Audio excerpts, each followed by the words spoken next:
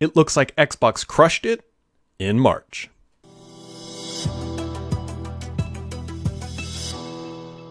When it comes to console sales through a third-party perspective, three little letters, NPD, is who you're probably familiar with putting out reports saying, hey, this is what happened last month in the console and games industry, and with the report for the month of March, it looks like Xbox crushed it. At least according to their data, Xbox was the top-selling platform in terms of dollars, and they actually did exceptionally well in the first quarter. Now, keep in mind they also do games and other things, but we're only going to focus on the console perspective because, hey, we're talking Xbox today. So what exactly did they say? So according to their report, they said the Xbox Series was the best-selling hardware platform of both March 2022 and the first quarter in terms of dollars, meaning that when it comes to just pure bulk revenue coming in, the Xbox Series platform was number one. Now, it's important to point out they said the Switch, the Nintendo Switch, led that same time period in unit sales. Now, we can work backwards from this. It's not very hard. The Xbox Series consoles are more expensive than the Switch, so it looks like they sold fewer Switches, but they made more money because they're charging more money for their product. So that's a big win, honestly, for the Xbox platform. They also said Xbox hardware unit and dollar sales in March 2022 set an all-time March highs for the platform. Previous Xbox best were set in March 2011 and March 2014. So March 2011 was in units and March 2014 was in dollars, meaning that as of this month, at least the past month, the Series S and X have outsold all previous consoles from the Xbox family, meaning it's doing better than the Xbox 360, which is without a doubt been the most successful console in Microsoft's history, despite the Red Ring of Death in terms of just unit sales, meaning that the Xbox is doing exceptionally well and trending very, very well. Also, something else that came out of their report that I find really fascinating, they said the Xbox Elite Series 2 wireless controller was the best-selling accessory of March and remains the best-selling accessory year to date, meaning people are snatching up that Elite Series controller, and which is why I firmly believe that Microsoft, actually I already know that they're working on the next generation that has a share button and a couple other updates.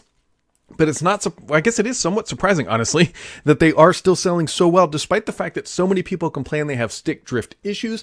And that might just be a symptom of there's just so many people buying these controllers that even if a small fraction do have that issue, hey, there's that problem just surfaces itself. So either way, Microsoft is doing exceptionally well. Now, something that is absolutely worth pointing out, because you got to show the whole picture, they also said March 2022, consumer spending across video game hardware, content, and accessories declined 15% year over year. Meaning last year at this time, they sold more product than they did this year. That shouldn't be all that surprising, given that last year was the launch cycle. And here we are following that. And so year over year, we're going to see some decline just through the natural decay of things that are happening in the market. Now, other things to keep in mind in perspective, there's definitely going to be comments, and I think they are completely rational and fair, is that, hey, the reason why Xbox did so well is because they actually had product on the shelf, unlike the PlayStation, which is still exceptionally hard to find unless you get lucky. The restraints are easing, but it's still not just walk into your favorite retailer and buy it. And candidly, even buying a Series X can still be quite challenging in that regard. So this could just simply be a symptom of more people would have bought a PlayStation 5, but they just couldn't get their hands on it. But here's the reason why I still think it's really good news in terms of Xbox. The fact that they beat their previous sales from previous generations, from 2000, just the entire lifespan of the Xbox Series brand, shows that, hey, they are actually doing quite well outside of chip shortages. It actually makes you wonder how well they would be doing if they could get product on the shelves. There's a couple things to also note here too. We're still looking for Game Pass numbers and those sorts of things, which we don't necessarily get. The market sort of feels like it's slowing down the adoption rate of Game Pass, basically, or based on how long it has taken Microsoft to announce numbers between growth of that platform. That being said, if they're selling hardware at the rate that they're going, they should consider that we should start to see considerable growth, or at least sustained growth, through the Game Pass figures here going forward. But that's, sort of a little reading through the tea leaves, because Microsoft isn't super transparent about this. But one thing you should keep in mind is actually tomorrow, depending on when you're listening to this, Microsoft will be releasing their earnings, which always has games-related data. I'm not expecting them to release Game Pass figures, considering we got them last time, but it's something to keep in mind that Microsoft will be dropping more data tomorrow. And if the NPD figures hold true, and that Q1 was Microsoft's best quarter, at least from our perspective, maybe they'll give us a little bit more than usual. They're really timid about saying, hey, this is how many consoles we sold, because they'll do a 1-to-1 to Sony. I don't know, but keep in mind, and I've been saying prior to this generation launching, a success factor for Microsoft is that they will sell them better than a 2-to-1 ratio. Last generation, it was widely believed, and might even be a little worse, is that PlayStation outsold Microsoft 2-to-1. If that gap contracts at all, that means Microsoft has won over more customers from the PlayStation camp. At least I know there's some details you can pick through, but that is the primary metric, and by all means, it looks like Microsoft is doing better than they did last generation. They're off to a pretty strong start.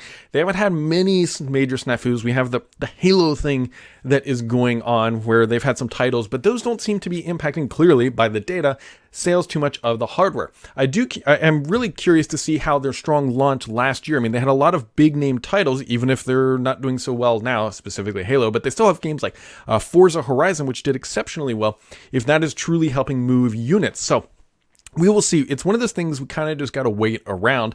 I'm not expecting tomorrow, by the way. People keep asking, when are we going to hear more about Activision? I would be shocked if we hear anything other than Microsoft saying, hey, Activision is progressing as expected through the process. Remember, Microsoft initially said they don't expect it to close through regulatory hurdles until June of next year. That's how long this process is truly going to take. So what are we looking for tomorrow? Hopefully Game Pass numbers. I'm not sure. Microsoft will likely give us a percentage of hardware sales. They typically do that. And that's probably about it. They don't give us Xbox Live numbers anymore, which is really frustrating. And so those are the things to be looking out for. Also, I'm curious to see if they're going to talk any more about their launch titles, because that is going to be a primary driver of growth for the platform. And that's what investors are there for, because Microsoft said, judge us on these figures. How are they going to grow Game Pass? Well, it should be coming through the launch of first-party titles. That being said, typically speaking, after we pass through the holiday shopping time, the numbers start to decline because, hey, it's nicer outside, so more people are outside and they're not paying for their subscriptions or Game Pass or Live or buying titles just because they're spending time outside. So we might actually see a decline, but the key will be year over year if Microsoft was able to maintain or hopefully grow it, at least on a percentage basis. So anyways, that will happen tomorrow. Microsoft typically drops their earnings around 4:05 to 4:10 p.m. Eastern time. That's after the market closes. And as always, I'll be putting together a video once that data drops and you listen to the earnings call. Microsoft typically will talk about their game stuff a little bit more in detail on the earnings call than they do in their 10K or 10Q, depending on when they're filing that. So those are things that I am going to be looking for, and hopefully you stick around too, because as always, make sure to keep it subscribed here, because the only BS on this channel is me.